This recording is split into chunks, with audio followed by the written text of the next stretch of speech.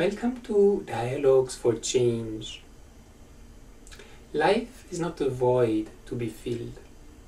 It is a plenitude to be discovered.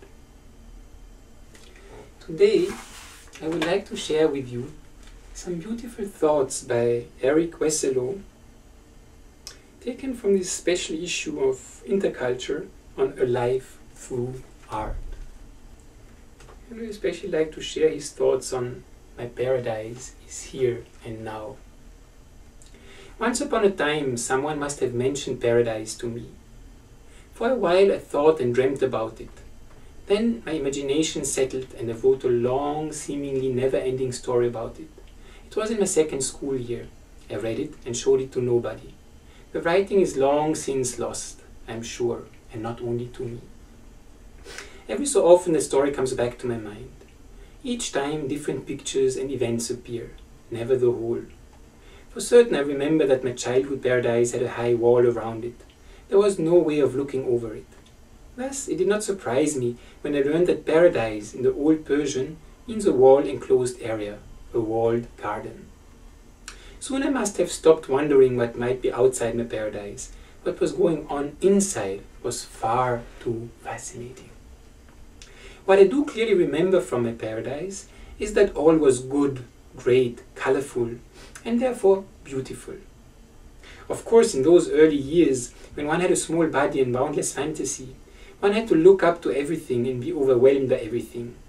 Trees grew right into the sky. They made all the wind there was. They had enormous trunks and bundles of leaves stuck or planted around and on top of them, held by no branches, no twigs. People were very tall too. They were radiant with beautifully glowing eyes and friendly mouths. They had long and steadily moving arms with eager hands. People were mostly doing something. Better still, they were making things, forming, moulding, building. I have forgotten exactly what they were putting together and shaping, but they were working and helping one another in the work. Most animals were very big too. The tallest were horses. There were also animals of a kind I have never seen again. All the animals talked to one another. Naturally, all the people talked to one another as well. I could not understand the language. It was soft. One could not shout it. It sounded like music. Most wonderful was that all the creatures, humans and animals alike, could readily understand one another. Maybe all the trees and the plants, flowers and fruits had the same language too. As there was no writing, people enjoyed talking and singing, as well as the silence in between. Not surprising then that there were no written laws. Everyone knew how to behave as everyone was obedient to themselves. Of course there were no police, no uniforms of any kind. The only arms a person carried were the two already attached to the body. As mentioned, these arms with the hands were principally used for making things, maybe also sometimes for embracing, but never to strike or fight. There were no leaders as there were no followers. There were no chosen heroes, no saints, as everyone already was a whole or holy, a sane or saintly creature.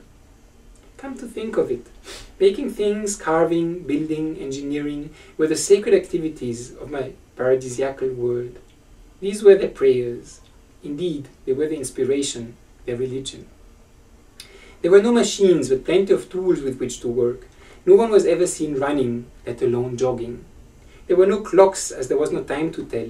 It was always now. Best of all, people did not even know there was a huge wall around paradise.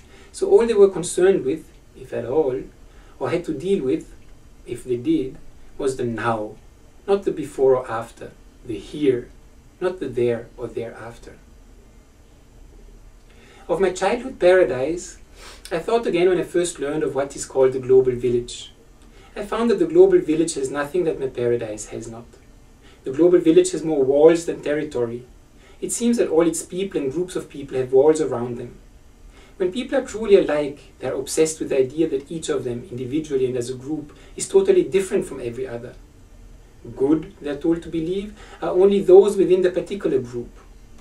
While everyone lives in a small enclosure, the individual is made to long to escape from the global village into a promised, better world. These promises have blinded people to the wonders that are already here and now. As people are beset by and become trapped in the fiction of time and space as their personal property, they become servants of the clever timepieces they have managed to piece together. Then they all begin to hurry.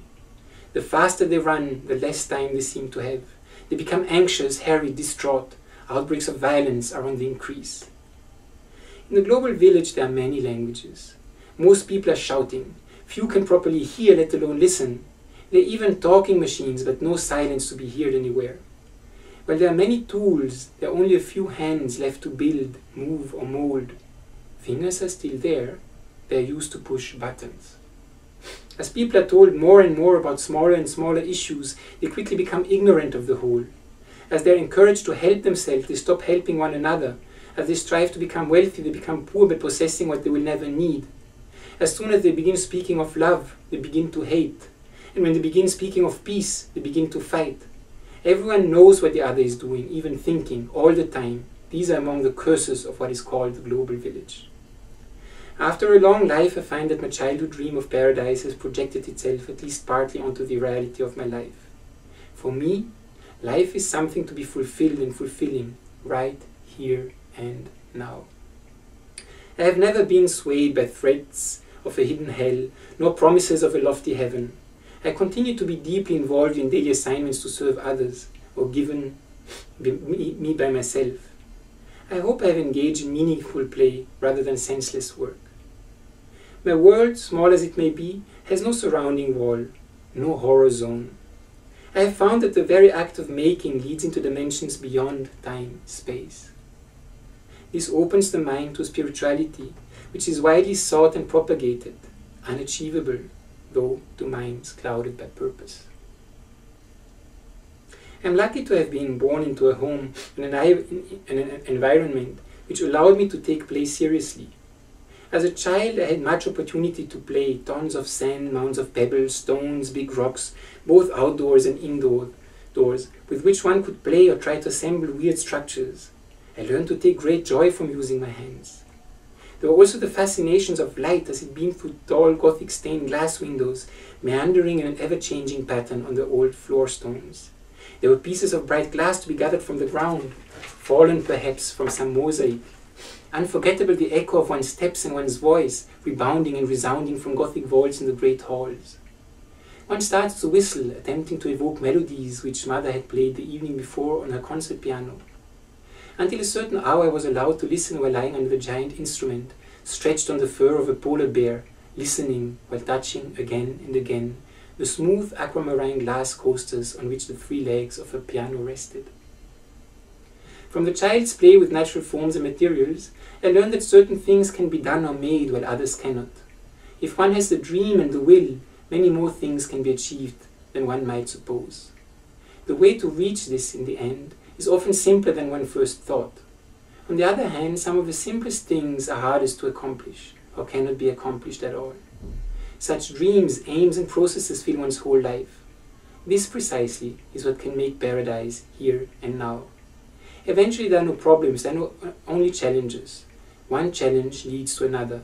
There is no thought of success or failure, of knowing or not knowing, of time or space. Making, forming, moulding, contemplating. The very process of making may have a rare and precious byproduct, to be realized perhaps only in the hour of one's death. It is happiness. In order to turn life into living, our aim should be the process of making, not the pride of having produced. Our society crawls in the shadow of death. We are dying or punished into believing so from the moment of our birth. Of this our culture reminds us daily. We are continuously told of our imperfections, meanwhile being presented with dull models of unattainable perfection. Thus our focus is directed to another, a better, an eternal life. In such a paradise I might perish of idleness, sheer deedlessness, faster than ever on earth in one of those tensionless, luxurious holiday resorts. No, eternity is not for me. My paradise is right here and now.